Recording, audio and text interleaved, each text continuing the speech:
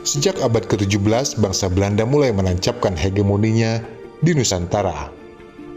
Mereka mulai ikut campur dalam urusan-urusan ekonomi, politik, sosial, dan budaya. Mula-mula melakukan monopoli ekonomi melalui kongsi dagangnya yang oleh penduduk pribumi dikenal kompeni. Lalu pada abad ke-19 berganti menjadi pemerintahan sipil Hindia Belanda. Namun, sebelum abad ke-19, bangsa Eropa ternyata hanya mengetahui jika seluruh penduduk dan bahasa yang ada di Pulau Jawa merupakan orang Jawa dan berbahasa Jawa. Mereka sama sekali tidak menyadari jika ada orang, bahasa, dan kebudayaan Sunda di bagian barat Pulau Jawa. Meskipun Tatar Sunda berbatasan langsung dengan Batavia yang menjadi pusat kekuasaan mereka, dan secara ekonomi telah menolong mereka dari kebangkrutan total. Ketidaksadaran bangsa Eropa atas masyarakat dan kebudayaan Sunda bukanlah tanpa sebab. Setelah kerajaan Sunda runtuh pada abad ke-16, masyarakat Sunda tidak lagi memiliki pusat kebudayaan dan keagamaan yang adikuasa di seluruh wilayah Sunda. Terlebih, setelah wilayah Sunda ditaklukkan Mataram pada abad ke-17, masyarakat Sunda mulai banyak terpengaruh oleh kebudayaan Jawa sejak saat itu. Administrasi pemerintahan, gaya hidup, kesenian, dan kesusastraan yang berkembang di Sunda berkembang menurut estetika Jawa. Pengaruh kebudayaan Jawa semakin kentara tatkala bupati-bupati Sunda beserta para menak yang lainnya menjadikan bahasa dan aksara Jawa sebagai bahasa formal.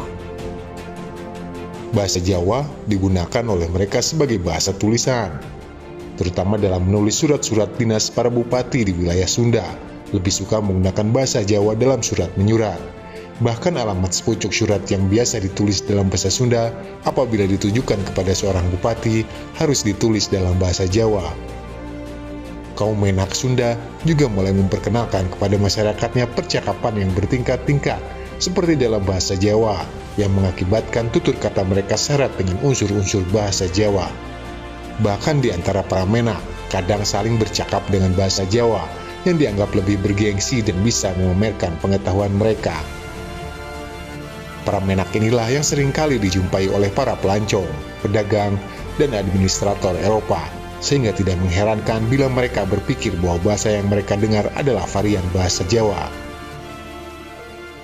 Sementara bahasa Sunda dianggap sebagai bahasa informal dan bahasa sehari-hari orang Eropa yang sejak abad ke-17 telah mengenal bahasa Jawa, melihat bahasa Sunda hanya digunakan oleh penduduk yang tinggal di pedalaman dan wilayah pegunungan. Mereka menganggap bahasa Sunda itu semata-mata hanya sebagai salah satu dialek bahasa Jawa. Orang-orang Eropa menyebutnya dengan istilah Bergjavans atau Jawa Gunung, sebagai isyarat jika dialek itu dianggap tak lebih dari varian bahasa Jawa Belaka. Hal ini terus berlangsung hingga pertengahan abad ke-19. Pada tahun 1811 sampai 1816, pemerintahan peralihan Inggris di Jawa mempelopori studi kebudayaan dan sejarah lokal di Jawa. Raffles menerbitkan History of Java dan John Crawfurd menuliskan History of Indian Archipelago pada tahun 1820. Studi ini menjadi landasan bagi sarjana dan pemerintah kolonial Belanda selanjutnya. Saat Jawa kembali dikuasai oleh Belanda, studi-studi tentang kebudayaan Sunda pun dilanjutkan. Pada 1829, Andreas de Wilde, seorang Belanda pengusaha perkebunan kopi di Sukabumi, menerbitkan studi etnografi tentang daerah Priangan. Dalam studinya, ia menyatakan jika bahasa Sunda merupakan bahasa tersendiri di Priangan yang berbeda dengan bahasa Jawa dan Melayu. De Wilde juga mulai mengumpulkan banyak kosakata Sunda mengenai pertanian, adat istiadat, dan Islam.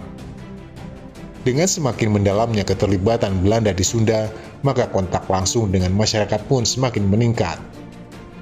Tetapi pengetahuan tentang bahasa Sunda dan kebudayaannya masih belum berhasil dikaji lebih dalam, karena hanya sedikit dari sarjana Belanda yang paham tentang hal tersebut. Berbagai kamus bahasa Sunda mencoba terus disusun untuk mengetahui hal yang masih belum ditemukan secara spesifik.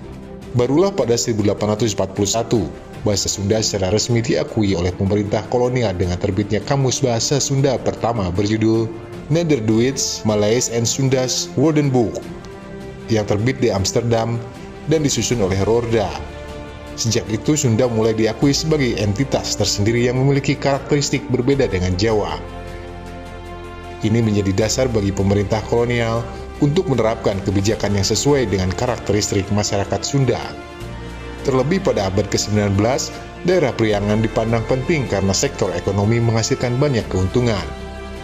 Pemerintah kolonial mulai membuka sekolah-sekolah pribumi untuk masyarakat Sunda dan mengembangkan buku-buku bacaan berbahasa Sunda akhir abad ke-19. Pemerintah kolonial Hindia Belanda membagi wilayah budaya Nusantara antara lain Jawa, Sunda, dan Madura, masing-masing dengan bahasa mereka sendiri.